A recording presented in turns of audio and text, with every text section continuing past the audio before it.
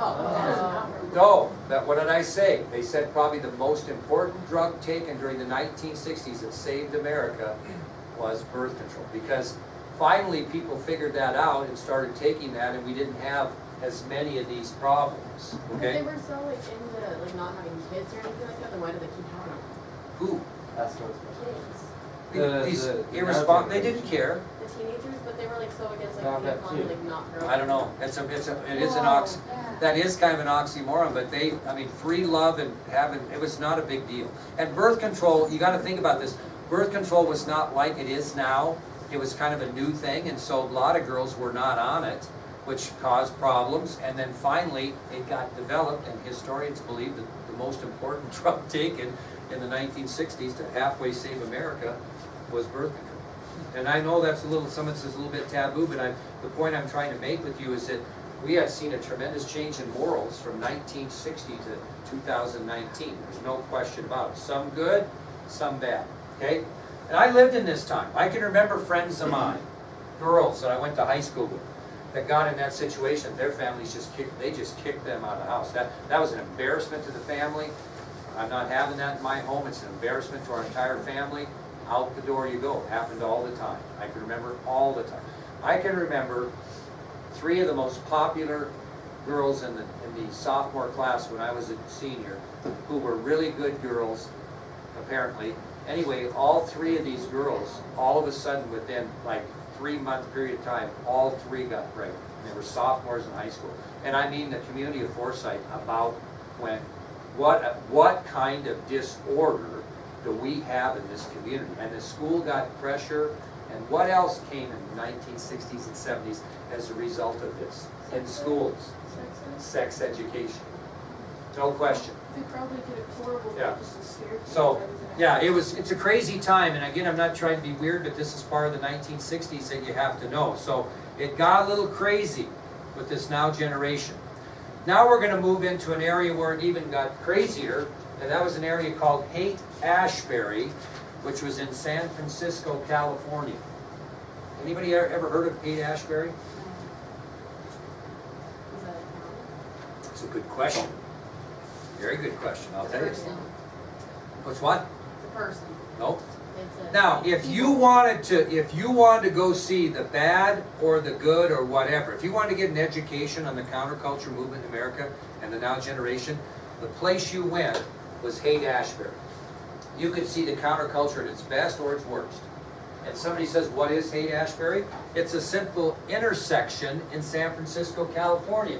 See right up there above that, see Haight-Ashbury?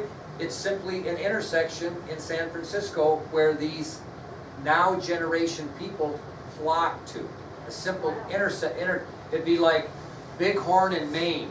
And all along Bighorn in Maine, that's where people went that were the now generation. It was simply an intersection located in San Francisco, California, where the 2 streets of Haight and Ashbury met each other. What was there? Yeah, why did they pick those 2 I'm not sure, but that's where they went. And they just lived in that intersection area. As crazy as that sounds. Now, Yeah, like- what type of people, what type of young people, what type of people went to Haight-Ashbury? What do you, Young hippies. how about college students? How about high school dropouts? We haven't got the hippies yet. We're going to get to that. High school dropouts, college students. You had doctors and lawyers that went to live in Haight-Ashbury. You had the unemployed. You had rich people. You had poor people. You had college students, high school dropouts, doctors, lawyers, the unemployed, rich people, poor people, and every ethnic and racial group in America was represented at Haight-Ashbury. It was a mix of many different people. Rich, what's that? Yeah. You had college students that were there, you had high school dropouts. You had doctors, you had lawyers. You had the unemployed, you had rich people, you had poor people, and you had every ethnic and racial group in America represented. It was a melting pot of now generation people. Melting pot. Now, yes, Why was that police station? that's just where they decided to go. It's just like, They just Any- went right on there. well, it's a long area, yep. Okay, so like, in this time, obviously, there wasn't like social media or anything like that, so how did people know to go to that Oh, spot? you'd be amazed how fast word spreads. They did have Yeah. like YouTube. Yeah, radio, television. Now, these people that went to Haight-Ashbury considered themselves, Sully, hip, and started calling themselves hippies. Because they were hip, they were all over it. So a lot of people think that the word hippies was given as a derogatory nickname to these young Americans, but actually they gave it to themselves. They considered themselves hip. We're all on it, man. We're getting it done at Haight-Ashbury. We're hip. We're hippies. And like with the Revolutionary War, we would call it the Yankees, and they were like, sure, we'll take that name. Yeah. Because that's still a place. It's still there, yeah. Now, just a second. So, it was in early 1966 that people began to migrate, more and more. And as Caitlin said, how'd they find out? As Kyra said, newspapers, word of mouth, radio, who knows. But by 1966, these hippies, or these now generation people, were moving into this area because that's where you went if you wanted to be cool and be part of this movement. Who does that disrupt? The people of San Francisco. The people that live there, the natives that live there, all of a sudden are going, whoa, what's going on here? And so they become upset, and before long you're going to have tensions between the natives of Haight-Ashbury and those newcomers that are coming in and doing things that the natives believe are not normal. Okay? So you're going to have kind of a tough situation, and because of this increase in population, the residents between the relationships between the new residents and the older residents become very strained. Now I'll tell you kind of an interesting story that has nothing to do with this, but I'll make a point. I spent some time in Hamilton, Montana, which is in the Bitterroot Valley, which is an interesting place because it's migrated in with a lot of people from California. Californians, in the days I was there, they would sell their home for a good price, and then they would come and pay twice as much as they needed to for houses in Hamilton. And all of a sudden Hamilton became like Jackson Hole, kind of, in a way, not to that extent, where all the natives and people that live there, all of a sudden, everything's costing them more because these Californians are coming in and are willing to pay more money. I can remember being the assistant principal at the high school, and if I had $1 for every time a parent said to me when I disciplined their kid, this isn't the way we did it in California, I would have been a millionaire. Because these people moved in and thought everybody ought to adjust to them, rather than they move in and adjust to the natives. And it caused tremendous tension among the natives in the Bitterroot Valley and the people from California.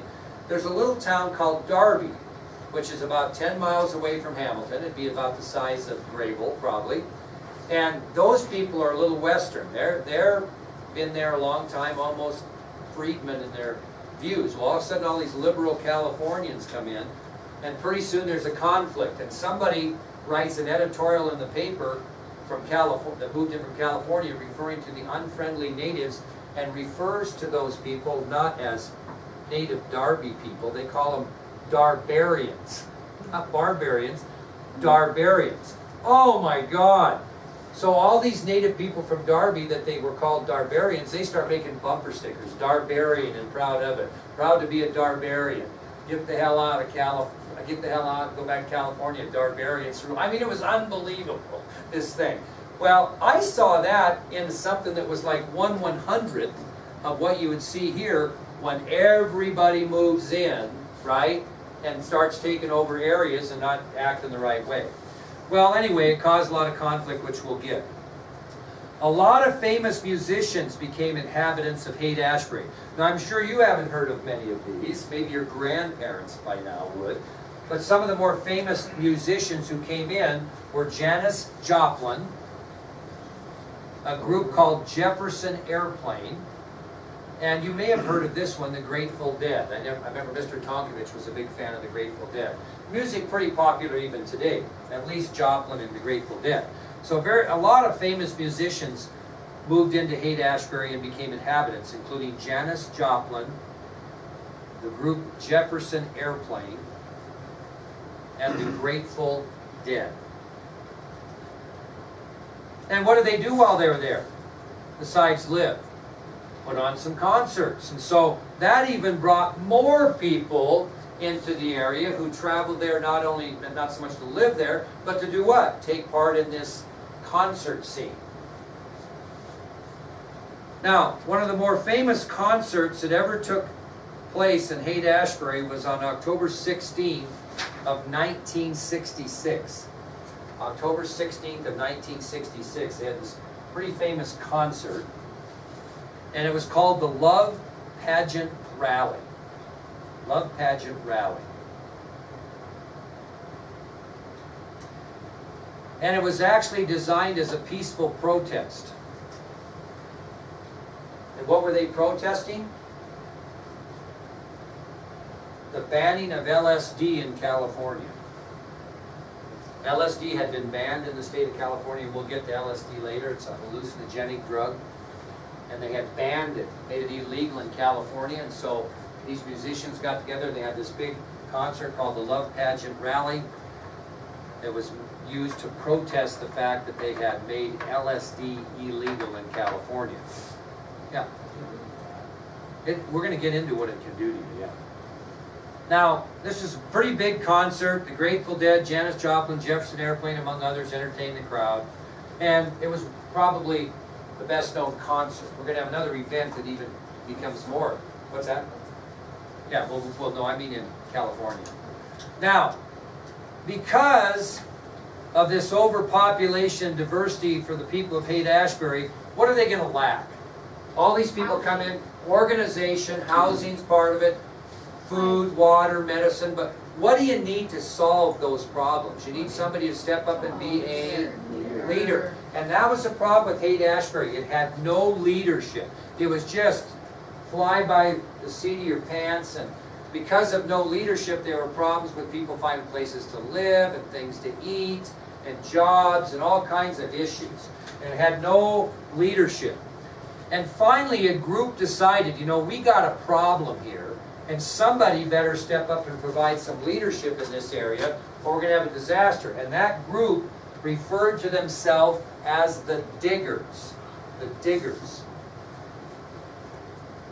So a group of people in Haight-Ashbury attempted to take on a leadership role, and they were known as the Diggers. And they organized what became known in counterculture history as the Free Store. Free Store. So at Haight-Ashbury, the Diggers organized what became known as the Free Store. Now, this was a pretty good plan, and I'm going to explain to you tomorrow how this thing worked and what it did. But it did provide some leadership, and it did take away a little bit of the conflict between those people that were natives and those people that were not. Can you imagine being native, and wouldn't you get tired of people not working and begging for money and sleeping on the street and all these other things? Well, the Diggers are going to try to get something organized that's going to put some of the pressure off that and alleviate some of those problems so that maybe these people can get along. Okay? All right, that's what we'll finish with. I don't want to lose that money. You can give it to me, I'll shoot it. Will you? Figure out something to do with this. Oh, I have a question. Yes. So Mr. Mortimer said that people that work regionals, like the $300 could go towards BC. And so